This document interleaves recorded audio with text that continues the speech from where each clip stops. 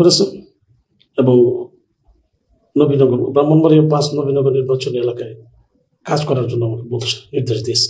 আমি একজন রাজনৈতিক কর্মী হিসাবে আমি মনে করি যে আমাদের মাননীয় ভারপ্রাপ্ত চেয়ারম্যান যে আমাকে যে টেলিফোন করে যে নির্দেশ দিয়েছেন সেটা আমার জন্য অবশ্য পালনীয় এবং আমি মনে করি যেটা আমার এই দীর্ঘ জীবনের রাজনৈতিক জীবনের কর্মময় জীবনের একটা আমার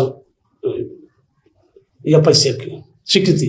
শহীদ প্রেসিডেন্ট জিয়াউর রহমান এবং দেশনেত্রী বেগম খালেদা জিয়া, এরপরে আমাদের ভারপ্রাপ্ত চেয়ারম্যান জনাব তারেক রহমান, তাদের একটা যে ধারাবাহিকতা নেতৃত্বের এবং একজন প্রত্যেকেরই নেতৃত্বের মধ্যে একটা আলাদা গুণাবলী আমি লক্ষ্য করেছি। একজনের এক বৈশিষ্ট্য। আমাদের শহীদ প্রেসিডেন্ট জিয়াউর রহমান যে 19 দফা কর্মসূচির ভিত্তিতে যে দলটা গঠন করেছিলেন, এই দলটাকে নিয়ে আমাদের দেশনেত্রী বেগম খালেদা জিয়া এটাকে ধারণ করি উনি নেতৃত্ব দিয়ে এদেশে একটা গণতান্ত্রিক ব্যবস্থা ফিরিয়ে এনেছেন। আমাদের দেশনেত্রী বেগম খালেদা জিয়ার পরে আমাদের ভারপ্রাপ্ত চেয়ারম্যান জনাব তারেক রহমান এটা অত্যন্ত সুন্দরভাবে সুচারুভাবে নেতৃত্ব দিচ্ছেন। এটা ওনার যে নেতৃত্ব, ওনার গতিশীল নেতৃত্বে আজকে সারা বাংলাদেশে বিএনপি একেবারে তৃণমূল পর্যায় থেকে আরম্ভ করে কেন্দ্র পর্যন্ত সুসংগঠিত। ওনার নেতৃত্বে সারা বাংলাদেশে মানুষের মধ্যে একটা জাগরণ সৃষ্টি হয়েছে।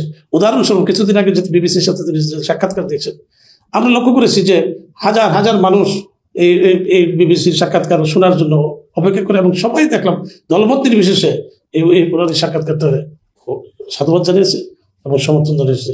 এবং সবারই একটা কথা যে আমাদের প্রিয় নেতা জনাব তারেক রহমান যে নেতৃত্ব দিচ্ছেন অত্যন্ত দৃঢ়ভাবে, অত্যন্ত সঠিকভাবে উনি নেতৃত্ব দিয়ে যাচ্ছেন। আমরা যেহেতু এক দল করি, আমরা সবাই মিলে একসাথে আমরা নির্বাচন করব এবং নবীনগরকে সবাইকে নিয়ে নবীনগরকে আমরা সুন্দর করে গড়ে তুলব। প্রার্থী তো থাকা স্বাভাবিক, বিএনপি একটি বড় দল, এই দলে তো প্রার্থী হওয়া, প্রার্থী নমিনেশন চাওয়া এটা তো একটা স্বাভাবিক ব্যাপার, চাইতে পারে।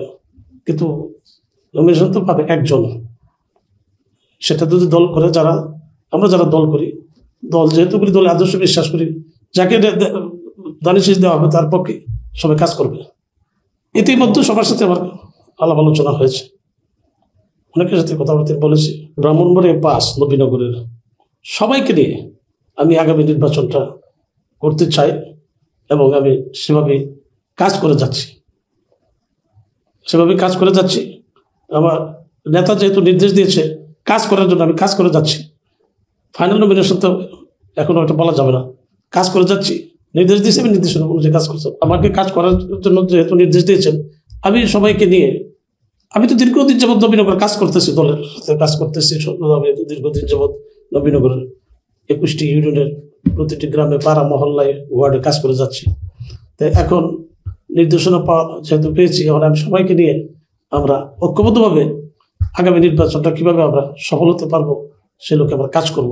এবং সবার প্রতি আমার আহ্বান থাকবে, আমরা ঐক্যবদ্ধভাবে আমরা দলটা সুসংগঠিত করব এবং আগামী নির্বাচনটা ঐক্যবদ্ধভাবে আমরা করব এবং ইনশাল্লাহ ঐক্যবদ্ধভাবে আমরা নির্বাচনগুলো আগামী দিনে ধানের শেষে প্রত্যেক বিপুল ভোটের বিজয় হব।